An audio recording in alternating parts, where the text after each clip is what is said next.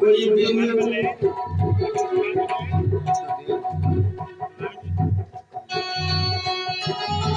कहू तेरे आँख नहीं, कहू तेरे शीश नहीं,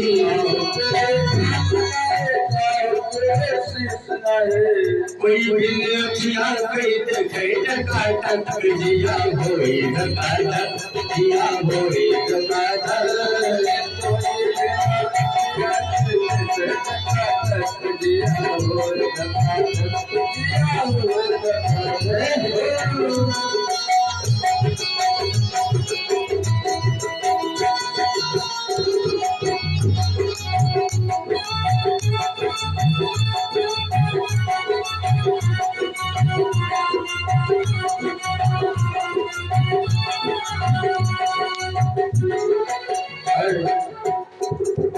जब बारात हिमाचल नगरी में पहुंच के आती है तो जब उनको खाना दिया जाता है, बारात में जाते हैं तो खाना पीना भी तो होती ही है। और उनके सबके सामने जब परोसने के लिए पत्थर दिया जाता है, तो जब भी खाना लेके आवे तो भी देखिए पतली खाना लेके आवे देखिए पतली गायब हो। कहू के पैर नहीं, कहू के हाथ नहीं, कहू के पैर नहीं, कहू के हाथ नहीं,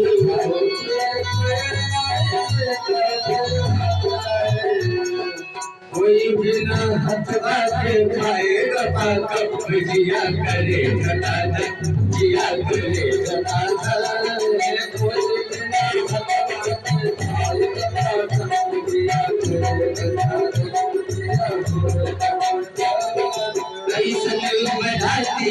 दिखाया जगत जिया होए जगाधर जिया होए जगाधर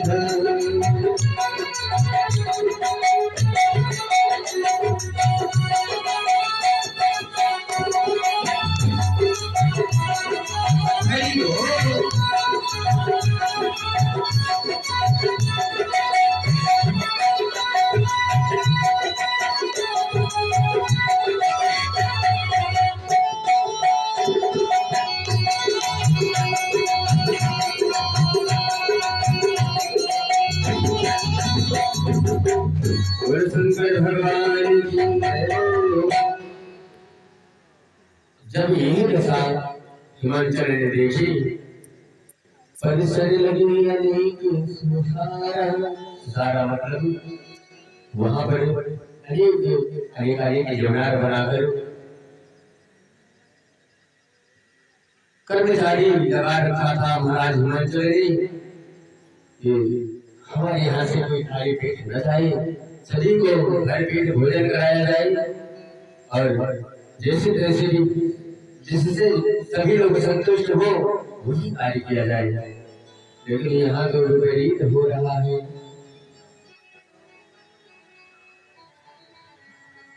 कुछ अटैक के जो ग्राह दिखाते हैं जो लावत है तो सबसे जाते गायब है। परसे वाला कहा कि भैया आप लोग लाइन से बैठ जाओ तब परस आ जाएगा। मैं समझ में नहीं आवा था कि का पत्नी भेज जाते कि का पत्नी मिलत है कि का खाना फंड नहीं मिलते। आप लोग लाइन लगाकर बैठ जाए, इसके बाद सभी को भोजन मिलेगा। अब पत्नी वाले लिए खड़े रहे, एक विचित्र घटना देखते हैं आगे खड़े हुए और बिना मोड़ में देख बैठा रहा। पत्नी परसे वाला सोचत है कौनी भर पकड़ी रखेगी दादा ही कौनी भर से खेले। पति यहाँ खड़ा है, दूसरा बोल रहा है कि अरे आगे बढ़ो, अभी अभी अपने नए निर्णय के बाद में आगे हंसके बढ़ी।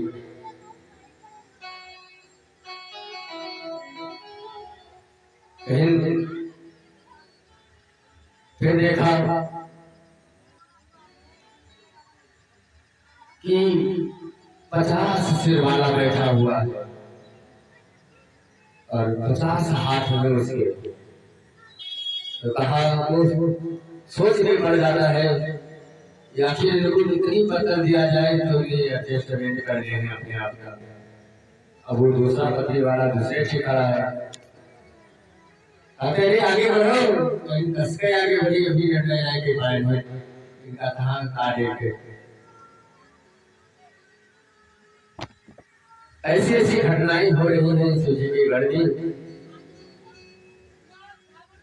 इसी प्रकार से शिव जी के बारातियों का स्वागत हुआ और जब शिव जी का नंबर आया, आह क्या बात है, जब शिव जी का दर्शन सभी लोग ने किया तो कहा वाह भैया, इनके भी आशीर्वाद पार्वती इतना घनघोर तपस्या की न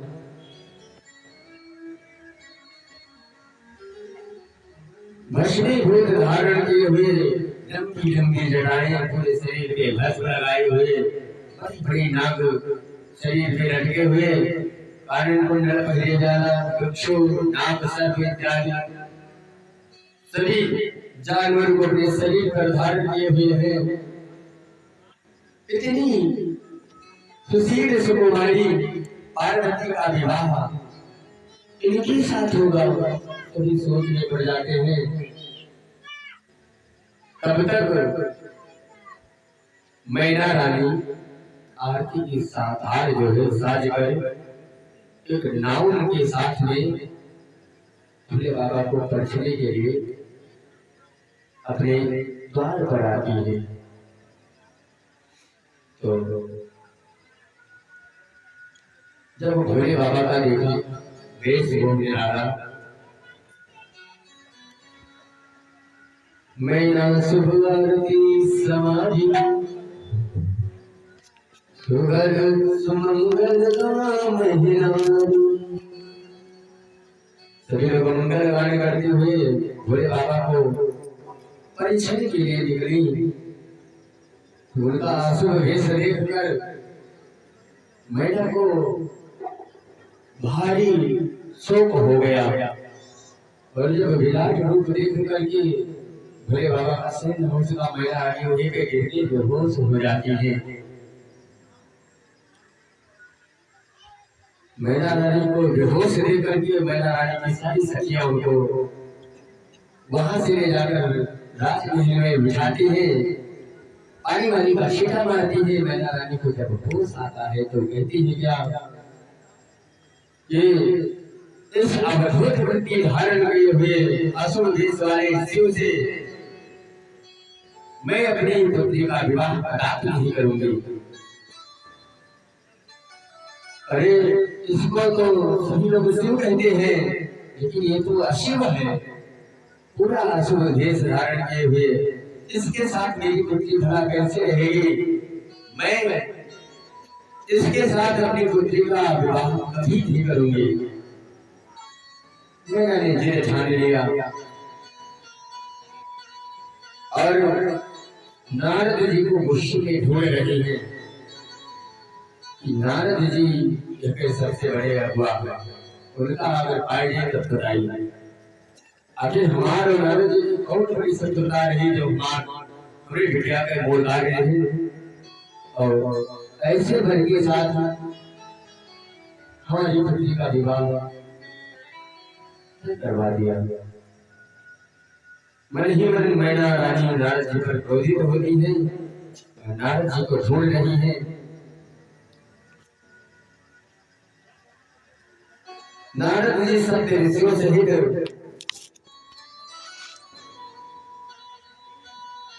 मैना के सम्मुख उपस्थित हुए। तेहि अवसर नारद सहित अरुणि सत्य समेत समाचार सुनित हिल गिरा गवने तुरत निकेत। कहा मैना पार्वती का विवाह शिव से ही मुक्त है। और ये जन्म की बात नहीं, जितने भी जन्म इनका होगा ये पति के रूप में शिव को ही, इन्हें शिव ही प्राप्त होंगे। संशय जागो। और ये तुम्हारी जो सुधा है ये कोई साधारण कन्या नहीं है, ये स्वयं आदि शक्ति उस पराशक्ति का स्वरूप है।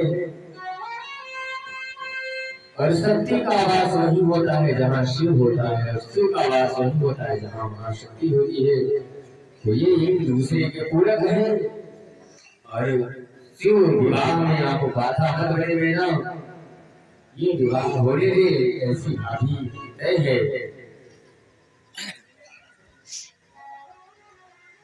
मैंने रोने लगती है,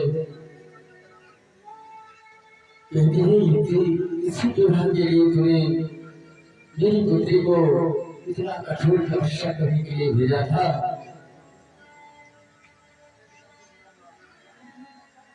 इतना घनघोर तपस्या किया, इसके बाद में ऐसा वर को प्राप्त हुआ।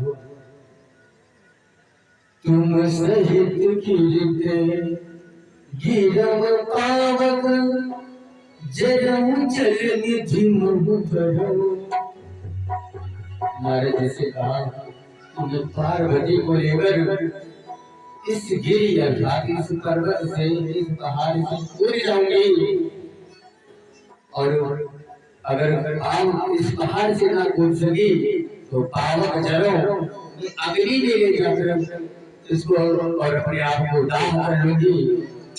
तुम शहीद पाव, तुम शहीद गिरते गिरम पावक जरम चल निधि महु भरो। घर जाहु अब जस लेओ हम जीवन बियाह न हो करो।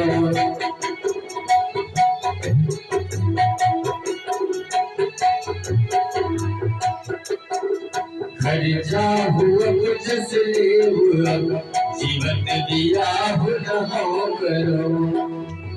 नारद जी आप लोग अपने अपने घर जाइए और अपजस मत लीजिए, और जीते जी मेरे जीते जी ये विवाह नहीं होगा।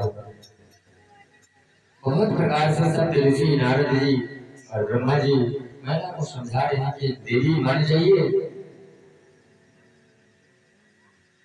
सदा शंभु अर्धंग निवासी ये सदा सदा सर्वदा शिव जी के अर्धांगिनी के स्वरूप में ही विराजमान रहती हैं।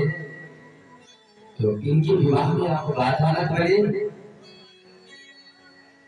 और शिव जी बड़े निराले हैं, इनका भेष भी ऐसा कुछ है, ये वैराग्य रूप धारण कर चुके थे, इसलिए इनके गलों ने इनका श्रृंगार अशुभ भेष भी कर दिया। इनका स्वरूप बहुत सुंदर है। पार्वती ने भी अपनी माता को समझाया, कहा कि माता मान जाइए और ये विवाह हो जाने दीजिए। माता मैना किसी प्रकार से मानने को तैयार नहीं, तो पार्वती माता ने भोले बाबा से प्रार्थना किया, कहा कि हे महादेव कृपया अपना वो मनोहर रूप जब तक नहीं धारण करेंगे तब तक ये विवाह की बाधा माता रानी हमारी आपके साथ विवाह नहीं होने देंगे। तो प्रभु अगर आप हम पर प्रसन्न हैं तो अपना वो मनोरम रूप के दर्शन सभी को दीजिए।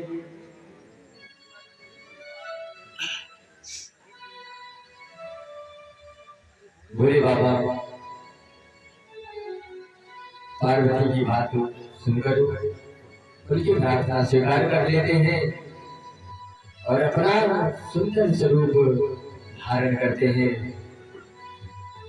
मनोरम रूप जिसकी छवि देखकर कोटि कोटि काम, कोटि कोटि विष्णु, कोटि कोटि इंद्र, कोटि कोटि सूर्य अपने आप को स्वरूप को देखकर अपने मन को मलिन कर लेते हैं। बाहरी सुंदरता शिव जी की सुंदरता का कोई पारावार नहीं। इतना वर्णन जितना भी किया जाए उतना ही कम है। जब मनोरम रूप धारण किया भोले बाबा ने तो सभी ने मैना से कहा कि चलकर अपने दामाद जी को देख लीजिए, जो कभी अशुभ देश में आपके द्वार पर आए थे, चलकर एक झलक फिर से देख लो, तब तो मान जाओगी।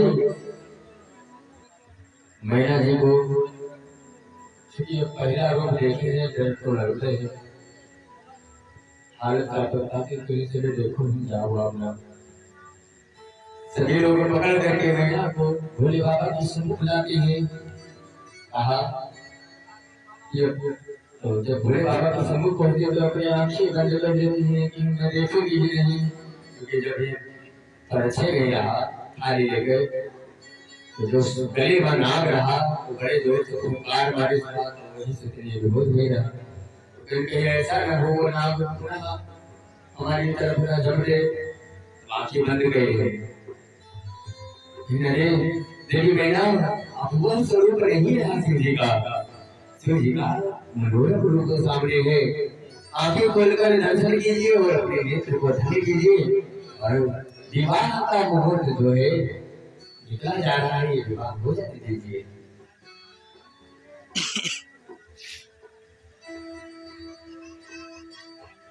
मैना ने बड़ी हिम्मत बांधी, धीरे धीरे अपने नेत्र को खोला। भोले बाबा का जब वो मनोरम रूप देखा, माता रानी, माताओं की माता मैना जब भोले बाबा का वो सुंदर मुखड़ा देखा तो शादी के लिए वो मान गई। कहा कि चलो ठीक है, विवाह की तैयारी करके और पार्वती श्री जी का विवाह संपन्न हो। मैना खुश हुई। अचानक सभी सभा में उल्लास आ गया कि भोले बाबा अपना अशुभ भेष त्याग कर और शुभ भेष में आ गए। सब ऋषियों सहित नारद जी और देवो वशिष्ठ, अंगिरा, पुलस्त्य, पुलह, गौतम इत्यादि सभी ऋषि लोग शिव जी की विवाह में वेदिका पर बैठकर वैदिक मंत्रों द्वारा भगवान भोले बाबा का विवाह संपन्न करवाते हैं।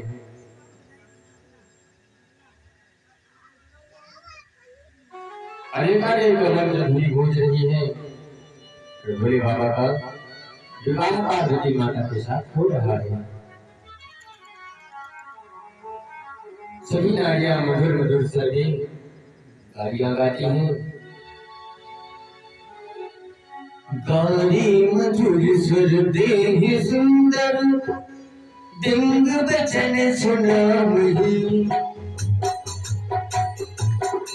गाली मधुर स्वर देहि सुंदर, दिंग बचन सुनावही। भुजन करे सुरति दिलम, विनोद सुनि सख पावही।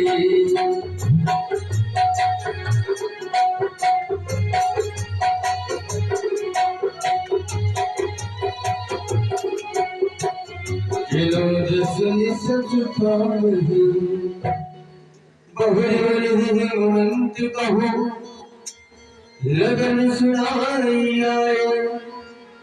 समय बिलो की विवाह कर बैठवा देव।